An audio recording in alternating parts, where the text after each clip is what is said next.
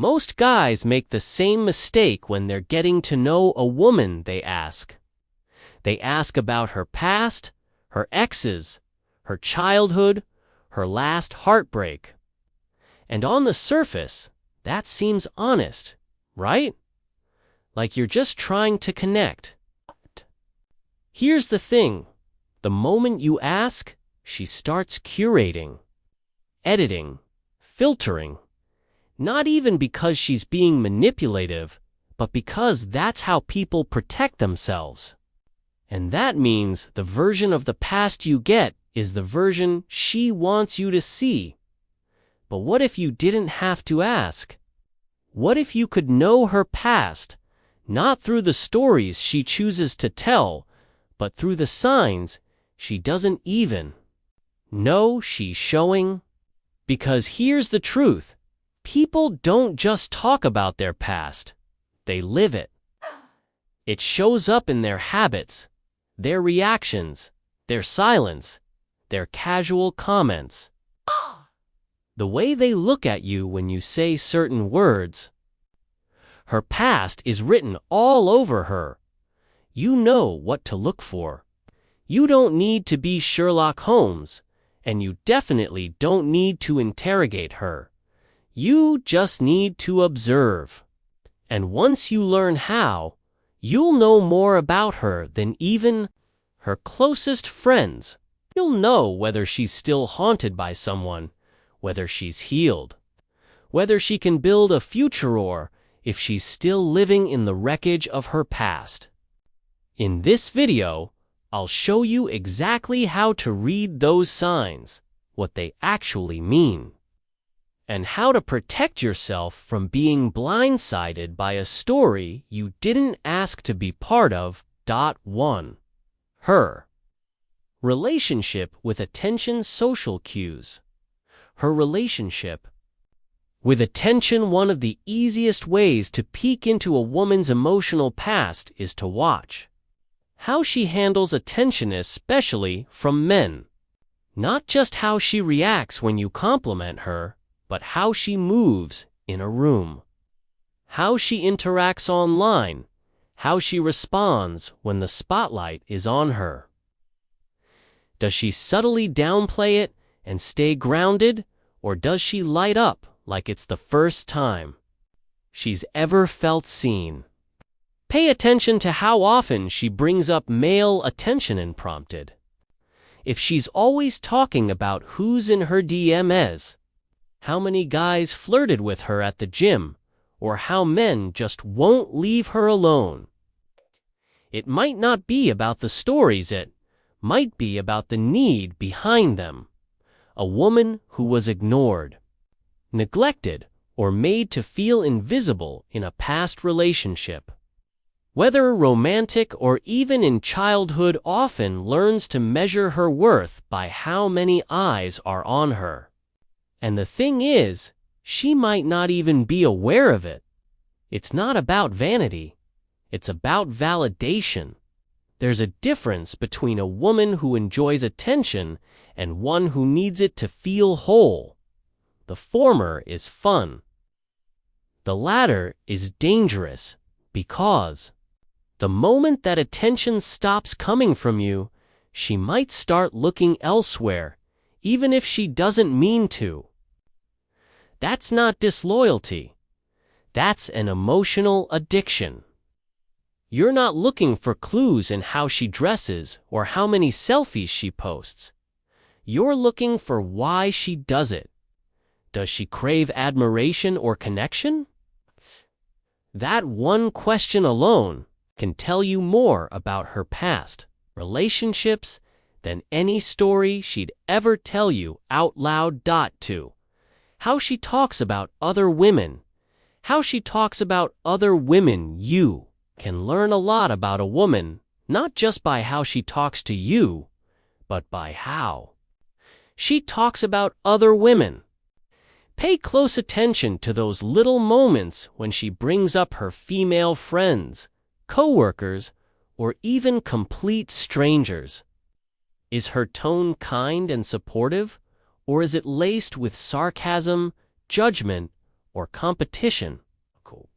If every woman she mentions is fake, a mess, trying too hard, or probably cheating on her boyfriend, that's not just a personality quirk. That's a mirror reflecting back her own unresolved insecurities, her past betrayals, or rivalries that left scars she still carries. You're not just listening to her words, you're listening to what hurts. Women often express emotional history through projection. A woman who constantly criticizes others for being too flirty may have been cheated on. One who's always skeptical of other women's success might feel like she's constantly behind in her own life. And when she says things like, "I just don't get along with other women," that's not independence.